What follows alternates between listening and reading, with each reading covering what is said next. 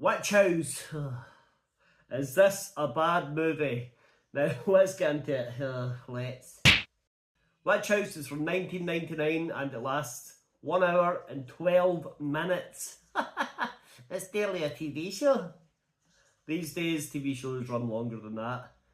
And also it's got 3.5 minutes of opening titles and about the same closing credits. So it's like an hour long. It's not the longest movie we've watched. And neither the shortest. It's definitely up there. Chopping Mall is quite short, but this is shorter and so much worse. Okay. Right, what's the tagline for Witchhouse? Evil beyond evil. And I have to say that's the best bit of the movie, that tagline. Right, in fact the whole poster is pretty cool. The poster makes the movie look like it's going to be pretty good for a horror. Yeah, but it's not. It's pretty bad for anything. So this movie opens with a young couple, Bob and Margaret, young names. Bob and Margaret arriving at a big house for a house party held by their friend Elizabeth. They go inside and no one is around. It's strange. And they decide, let's just go down to the basement. Don't know why, but they do. They go downstairs and then instantly start making out and undressing. Yeah, in someone else's basement. What's going on? I don't know, but they start undressing and then suddenly they see a dark shadowy figure with glowing green eyes, which never comes up again in the movie. Oh yeah, that's true. And this thing with the green eyes stabs them both to death. Really, dude? And then they get the long opening titles. Now the party is suddenly in full swing. Well, there are 6 people. Yeah, there are 6 people, and they're all saying, well, where are Bob and Margaret? Their car's outside, but we haven't seen them. And that's the last time they question it. In fact, at this point, I think it's 5 people. We've got Jack, who's a bit nerdy. Everyone says he needs to find a girlfriend and, you know, get laid. We've got Scott and Marie, a young couple. Marie gets a bit jealous because Scott mentions the name of another woman once and she won't let it go. And we've got Tony and Janet, another couple. Tony likes to get stoned. Yes, he does. He sits with his little pipe and just has a great time to himself. Oh, there's also Brad. Yeah, so there is 6 people. Brad and Jack are the single guys. The others are couples. Yeah, and then the host of the party appears. She comes down the big staircase. This is Elizabeth. Nice young lady. And she's got a friend with her. She says, this is my friend, Jennifer. And Jennifer and Jackie instantly like each other. Because she's geeky as well, you see, because she's got glasses. Yeah, this denotes geek. As soon as Elizabeth arrives, Scott and Marie say, let's go upstairs and find a bed. That bed. The host has just arrived. They're like, well, see you later. They go upstairs and they get into bed together. Yeah. While they're upstairs, everyone else forms a circle on the floor because Elizabeth has revealed that under the rug on her floor, she has a pentagram. Why? Well, to summon a witch. The witch in question is her great-great-aunt, Lilith or something, who was burned at the stake centuries before. Basically, all these people here are invited here because they're the people whose ancestors burned Lilith at the stake all those years ago. And now Elizabeth wants revenge, and Lilith, because she will be summoned, wants revenge too. Right, fine, whatever. Carry on. So they're all sitting in a circle holding hands while Elizabeth speaks about Lilith. And then we get a little flashback scene of Lilith being burned at the stake. Yeah, but then that changes and it's Brad standing on the stake tied up there and he's about to be burned to death by all his friends. And then he wakes up, he snaps out of it, it's just a dream. But then he's like, oh, I want to go home, please. Get a grip. Oh, well, it's pretty scary for him. He's 19. Right, okay. So Elizabeth says, you know what, I'll go upstairs and phone a taxi. High upstairs? I guess that's where her phone is. How convenient. Meanwhile, Brad thinks, well, I won't just stand here with my friends and wait. I'll take a walk down to the basement. La la la la la. Stupid! I don't know why he makes this decision, but he heads down to the basement. When he gets there, he meets Elizabeth. And Lilith, who has been summoned. Yeah, Lilith is now an ancient witch with some prosthetics on her face. Yeah, you know the kind. This kind. You see, Elizabeth wasn't thrown in a cad at all. She's a liar. She was actually summoning in her great aunt Lilith. Lilith zaps Brad and says, "Go forth and do my work," and we never see him again. Oh yeah, that's true. Until the very end, he's not in the film again.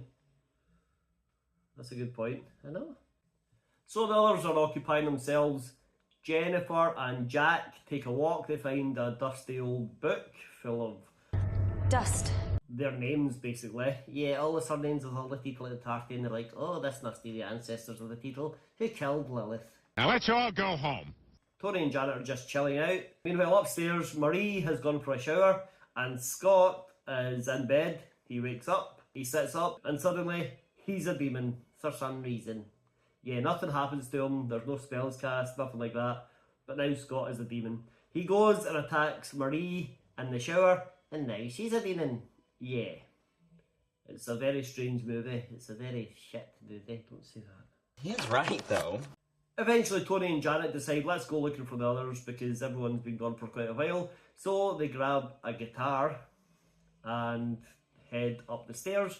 They bump into Lilith, throw the guitar at her. Yes, an electric guitar, and Lilith just grabs it and snaps it in half, so you think, oh, she's tough.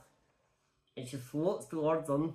I mean, you don't see her floating. You see the camera cuts to her upper body and then her feet.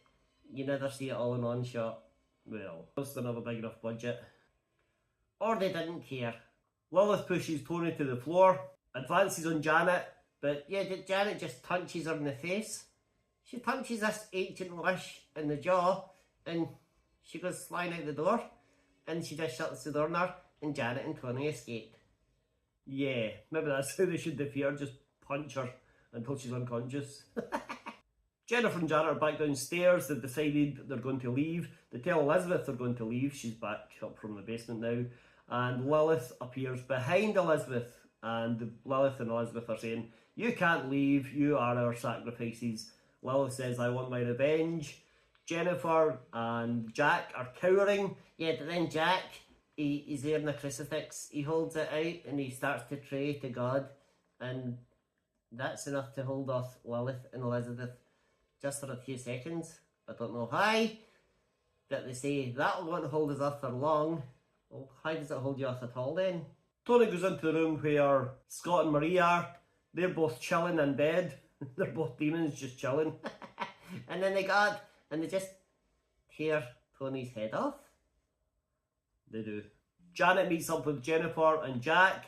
They all head down to the basement for some reason. Everyone ends up in the basement in this movie.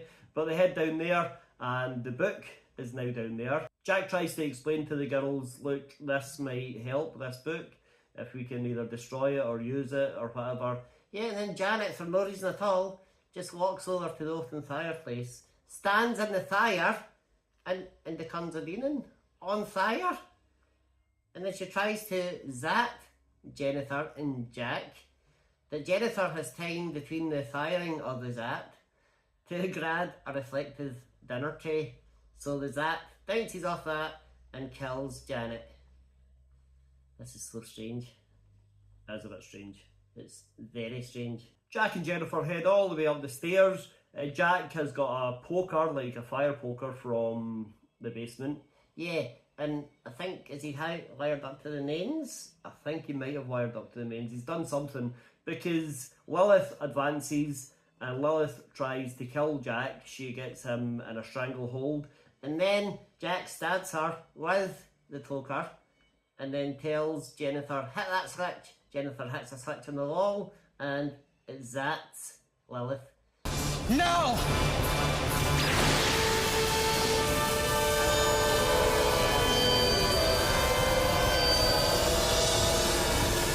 She gets electrocuted and just disappears.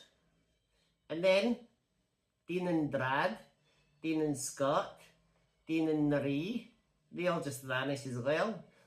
Not the Dean and part, they don't revert to their usual selves, they all just disappear. Gone, dead. I thought it was like a curse. it would be lifted when Lilith is gone. Yeah, that would have made more sense.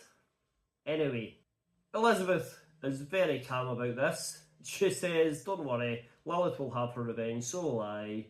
Just calmly talking. And then she tries to stab Jennifer. But Jennifer takes a knife and stabs her. And there's some terrible acting here. There sure is. Next thing you know, Jennifer and Jack are on the front porch.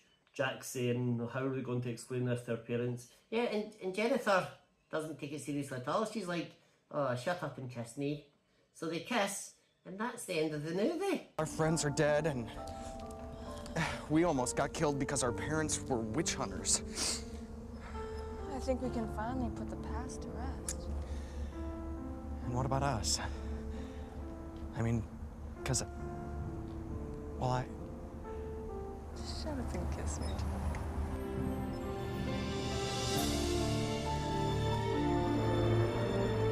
Actually, that's the end of the movie.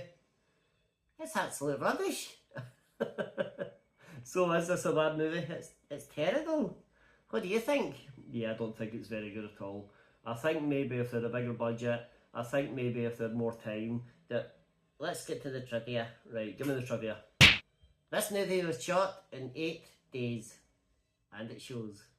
Okay. It's often been called a rip-off of Night of the Demons, which is supposedly a satirical movie. Wouldn't be hard. Well, anything else? Most surprisingly of all, this is the start of the franchise. Oh, is it? There are more of these? Yeah. Well, no. We're not watching any more. Fine. Well, let us know what you think of Witchhouse. What a title. Let us know what you think of it. Hit like, hit subscribe. Watch another video. See you soon.